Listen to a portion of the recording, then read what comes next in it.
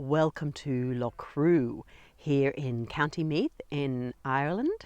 I am here today is the 22nd of July, which is the Feast of Mary Magdalene. And I'm holding a retreat at the moment. Today is day 3 of the retreat. And so we have come here to hold our circle and to celebrate this sacred feast day. And there is no coincidence. Part of the message that's been coming through for me in the retreat, I initially received this when I was in Glastonbury in May holding a retreat, and it was about the triple goddess of New Earth. And I received that triple goddess is comprised of the black goddess, the white goddess, and the rose goddess. Now, I didn't receive much more. That's how it usually is for me. But I knew that if I took those themes for this retreat, that some information, some activation, some wisdom would come through about that. And sure enough, it has. So we had day 1 devoted to the black goddess, day 2 the white goddess. Today is day 3, the rose goddess. And Mary Magdalene is the most perfect example of the rose goddess. And just in a summary, because I'm going to be teaching a lot more about this fully, but in summary, the rose goddess is when the black goddess has been fully integrated, and the white goddess is then embodied from that space. And then the rose goddess is actually when the sacred masculine is incorporated as well. And so you have that sacred union within, with the full embodiment of the feminine, the black and the white, and then the masculine coming in. And this is the rose line. This is what I talk about with the rose line. So I'm just going to give you a little look around. So there is the main cairn here in Loughcrew. You will see a few people around. The ladies from my retreat are also around at various places, but I'll just give you a little view here of everything. Beautiful view. It's up really high.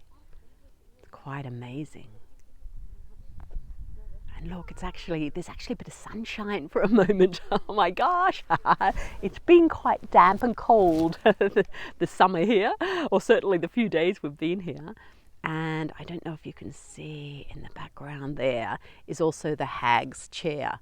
And so we've all had to sit on the hag's chair and then made our wish and then walked around the cairn 3 times. So it's very sacred. So what I wanted to mention briefly today, before I get back to the ladies, and I've entitled this video, Are You a Magdalene? And that can be quite confronting, because often we think of the Magdalene as being Mary Magdalene. And I know many people in my, 17, 18 years since I've been exploring this energy, so many women have this sense of, oh my gosh, I feel really connected to the Magdalene. Maybe I was the Magdalene in a past life. Like the amount of times I have heard that. But what it truly is we are connecting to the codes of the Magdalene. And those codes just came really through very powerfully for us in the little ceremony we just did, which was very much about the throat chakra and really moving into your empowered true voice. And so how this often comes about is you'll come across a book that is revealing more, perhaps, a different aspect of the Magdalene story. And very often, and this happened for me, you read that book and there is this activation comes through, and then it's like you can't get enough of it. It's like, I have to find more, I have to read more.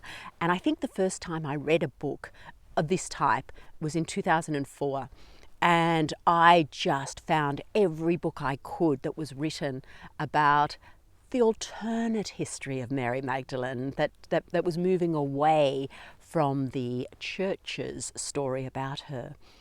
And I've encountered so many women over the years who go through that same experience. Like they read one story and then something is awakened in them. Something is activated.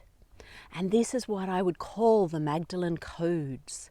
These are the codes of sacred union, very much connected to the rose line that I talk about. And the Magdalene is a part of the rose line. There are many beings, but the Magdalene certainly held a central point within that, because she embodied that sacred feminine, the dark and the light goddess, and the sacred masculine. And that's why she was a leader. That's why she was a teacher. That's why she stayed so strongly in her own power, despite what was going on around her, despite, well, who knows really? I mean, we can read the stories about what she experienced, in her time in Palestine, in Egypt, in France, but we don't truly know. But it actually isn't about the story. It's about the codes that she carries, the frequency that she carried and continues to carry when we call her in. And that's why when we read these stories about her, regardless of whether they're written as truth, written as fiction, disguising truth, it doesn't matter. The truth is the codes. That's what's important. And so if you are activated by those codes, it means that you do hold those Magdalene codes. You are a part of that lineage. And that you are currently finding your true voice, or maybe you've found your true voice, but I assure you that will continue to evolve as we create new earth. And you are stepping fully into your power, into your leadership, that comes from this place of sacred union within, that comes from the integration of the black goddess, the white goddess, and the rose goddess.